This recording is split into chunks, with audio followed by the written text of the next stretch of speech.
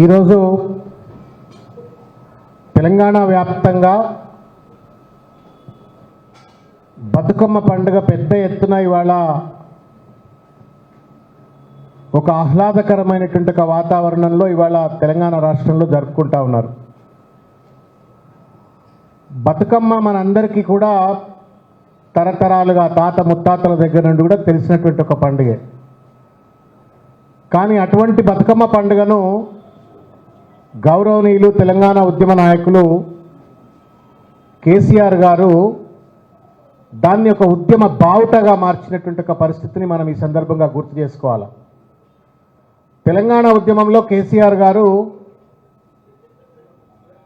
మూడు ప్రధానమైనటువంటి ఉద్యమ స్వరూపాలను వారు ఆ రోజుల్లో తయారు చేసినారు. ఒకటి ఏమవుతుందా ఎలేష్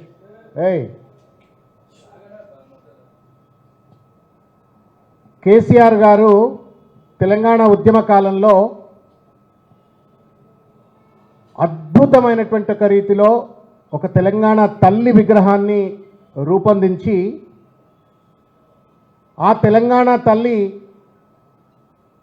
మన ఇంట్లో మనం నిత్యం ఆరాధించేటువంటి ఒక దేవాలయాల్లో ఉండేటువంటి ఒక అమ్మవారిని పోల్చే విధంగా రూపుదిద్ది ఆ అమ్మవారి చేతిలో ఒక చేతిలో జొన్న కంకి, మనం విస్తృతంగా తెలంగాణ ప్రాంతంలో పండించేటువంటి ఒక వరి జొన్న కంకి, ఇంకొక చేతిలో మన తెలంగాణ జాతి పండుగ అయినటువంటి ఒక బతుకమ్మ తల్లిని ఇంకో చేతిలో పెట్టి ఆ తెలంగాణ తల్లి విగ్రహాన్ని కేసీఆర్ గారు తయారు చేసినారు.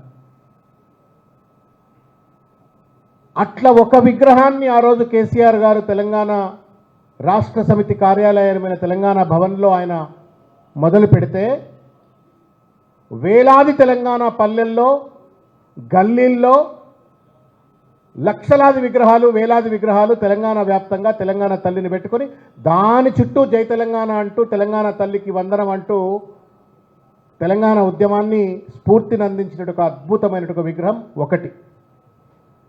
రెండవది కేసీఆర్ గారు తయారు చేసినటువంటి ఇంకొక స్వరూపం ఏంటి అంటే ధూమ్ధాం. మనందరం కూడా ఊళ్ళల్లో గజ్జె కట్టుకున్నాం, గొంగడేసుకున్నాం, ఆటలాడినాం. కానీ తెలంగాణ ఉద్యమ కాలంలో తెలంగాణ తల్లి విగ్రహంతో పాటుగా మన గొల్ల కురుమలు, మన పల్లెల్లో శుద్ధులు చెప్పేటువంటి ఒక పెద్దలు గొంగడి కప్పుకొని ఆట ఎట్లయితే ఆడతారో ఆ ధూమ్ధాంను, ఆ గొంగడి కప్పుకొని ఆడేటువంటి ఒక ఆటను ఒక ఉద్యమ తాండవంగా మార్చి తెలంగాణ వ్యాప్తంగా ధూమ్ధాం నిర్వహించి ప్రజలందరినీ చైతన్యపరిచినటువంటి ఒక పరిస్థితి. మూడవది బతుకమ్మ పండుగ. వాస్తవంగా పల్లెల్లో పండుగ అవుతుంది, కానీ ఆ పండుగలో తెలంగాణ పాటలు పాడినటువంటి ఒక దాఖలాలు అయితే మన చిన్నతనంలో మనం ఎవరమూ చూడలేదు, మీరు కూడా చూసుంటారు, మనం కూడా ఎవరం చూసిన దాఖలాలు లేవు. కానీ కేసీఆర్ గారి నేతృత్వంలో తెలంగాణ ఉద్యమ కాలంలో ప్రతి బతుకమ్మ పండుగ కూడా ఒక తెలంగాణ ఉద్యమ పండుగగా మార్చేసినారు. తెలంగాణ ఉద్యమ పాటలు పాడుకోవటము, జై తెలంగాణ అనటము, పోటీపడి మహిళలు వచ్చి తెలంగాణ పాటలు పాడుకుంటా మా రాష్ట్రం మాకు కావాలి, మా ఆత్మగౌరవం నిలబెట్టుకోవాలని చెప్పని పాటలు పాడుతూ బతుకమ్మ పండుగ జరుపుకున్నారు. కాబట్టి మూడు కూడా తెలంగాణ ఉద్యమంలో కేసీఆర్ గారు తయారు చేసినటువంటి ఒక బ్రహ్మాస్త్రాలు, రామబాణాలు, పాశుపతాస్త్రాలు. అవి ఒకటి తెలంగాణ తల్లి విగ్రహం, రెండు ధూమ్ధాం, మూడు మన పండుగనే మన ఒక ఉద్యమ బావుటగా కేసీఆర్ గారు తీర్చిదిద్దిన ఒక పరిస్థితి. అయితే దురదృష్టం ఏంటి అంటే ఇవాళ తెలంగాణ ఉద్యమ ద్రోహులు ఇవాళ రాష్ట్రంలో గద్దెనెక్కి ఇవాళ తెలంగాణ ఉద్యమ చిహ్నాలను, తెలంగాణ అస్తిత్వ పోరాటానికి ఆయుధాలుగా ఉన్నటువంటి ఒక చిహ్నాలు, గుర్తులు అన్నీ కూడా ఇవాళ సర్వనాశనం చేయాలని ఒక ప్రయత్నం చేస్తూ ఉన్నారు. దానిలో భాగమే మనం సెక్రటేరియట్లో కనుక చూసినట్టయితే కేసీఆర్ గారు మన ఇంట్లో ఉండేటువంటి ఒక అమ్మ స్వరూపాన్ని తీర్చిదిద్ది తెలంగాణ తల్లి విగ్రహాన్ని తరిచేస్తే ఓ గడిలో ఉన్నటువంటి ఒక దొరసాని విగ్రహం తెచ్చినట్టుగా పెట్టిపడేసి దాంతో పాటుగా ఒక బోసిపోయిన విగ్రహం పెట్టి చేతిలో ఉన్నటువంటి ఒక బతుకమ్మను లేకుండా బోసిపోగొట్టినటువంటి ఒక దుర్మార్గమైన పరిస్థితి మనం చూస్తూ ఉన్నాం.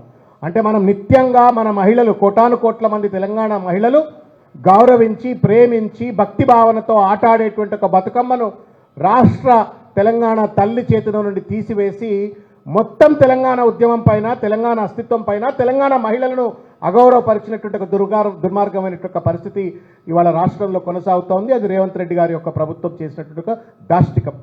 అయితే ఈ యొక్క దుర్మార్గ వైఖరి ప్రభుత్వం ఈ రకంగా చేస్తున్నప్పటికీ కూడా బాధ్యతతోటి తెలంగాణ భారత రాష్ట్ర సమితి కేసీఆర్ గారి యొక్క ఆలోచనల మేరకు రాష్ట్ర వ్యాప్తంగా తెలంగాణ తల్లి విగ్రహానికి గౌరవిస్తూనే బతుకమ్మ పండుగను కూడా పెద్ద ఎత్తున పార్టీ జరుపుకుంటా ఉంది. దానిలో భాగంగా జూబ్లీ హిల్స్లో జరుగుతూ ఉంది. అన్ని డివిజన్లలో కూడా అన్ని ప్రాంతాల్లో కూడా బీఆర్ఎస్ పార్టీ జరుపుకుంటా ఉంది.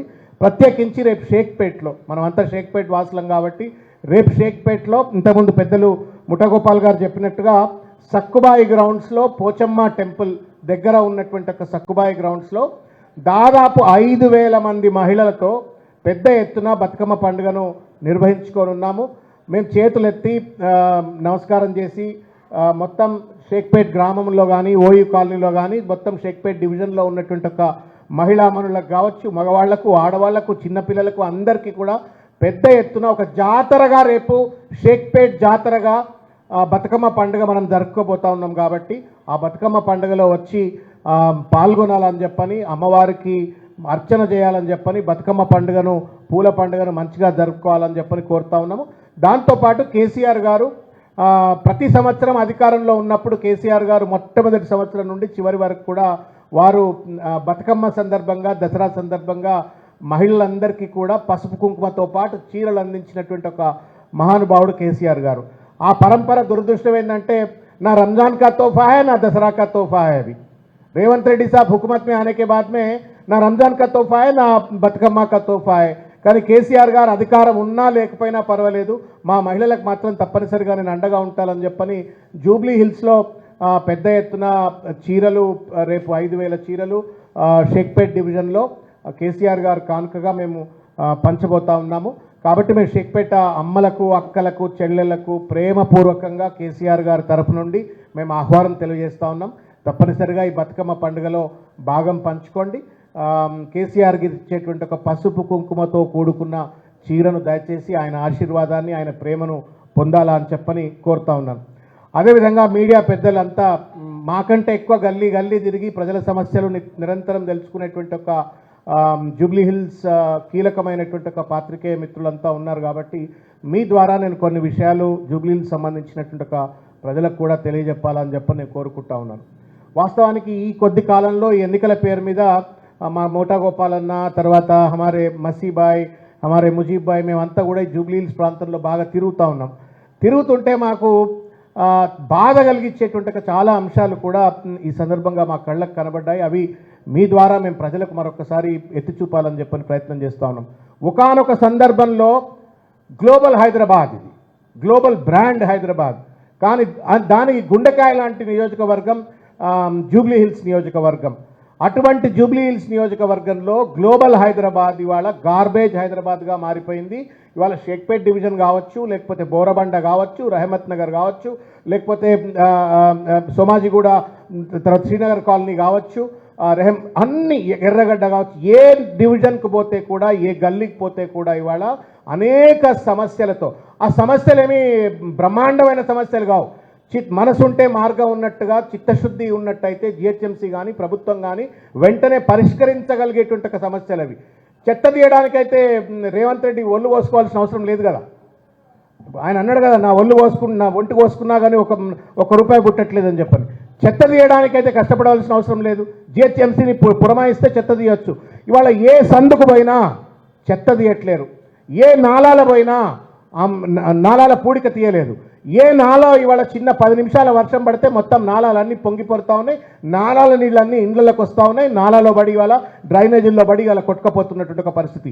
డ్రైనేజీ లీకేజ్ ఉన్నది, తర్వాత చెత్త తీయట్లేరు, రోడ్లు ఊడట్లేరు, దోమలు ఇటువంటి ఒక సమస్య, విష జ్వరాలు పెరిగిపోతూ ఉన్నాయి, డెంగ్యూ, టైఫాయిడ్ లాంటి జ్వరాలు వస్తూ ఉన్నాయి, వాటిని కూడా పట్టించుకున్న ప్రాబ్లం లేదు. Neither there is sanitation Nar clean, నా డ్రైనేజీలు రిపేర్ చేయట్లేరు. మొత్తం ఇవాళ జిహెచ్ఎంసీని ప్రభుత్వాన్ని ప్యారలైజ్ చేసేసి మరి డబ్బులు ఎక్కడ పోతా ఉన్నాయి, లక్షల కోట్ల రూపాయల నిధులు అందించే ఒక హైదరాబాద్ని ఇవాళ సర్వనాశనం చేసి పెట్టినాడు రేవంత్ రెడ్డి గారు. కేటీఆర్ గారు దాదాపు 9-9.5 సంవత్సరాలు మున్సిపల్ శాఖ మంత్రిగా ఉండి మొత్తం నడుం గట్టి ప్రతి ఒక హైదరాబాద్ను ఒక జగ్మగాతా హైదరాబాద్కు బనా దియా తా. ఒక మొత్తం మంచి రోడ్లు, మంచి నాలాలు, ఎక్కడ ఒక 10 నిమిషం పెద్ద వర్షం వస్తే కూడా 10 నిమిషాల్లో నీళ్ళన్నీ కూడా ఆ డ్రైన్ స్ట్రక్చర్స్లో పోయేటువంటి ఒక అద్భుతమైనటువంటి ఒక వాతావరణాన్ని ఆయన సృష్టిస్తే ఇవాళ భ్రష్టు పట్టించేటువంటి ఒక రీతిలో మున్సిపల్ శాఖ మంత్రి రేవంత్ రెడ్డి గారే ఆయనే జిహెచ్ఎంసీని రివ్యూ చేయాలి.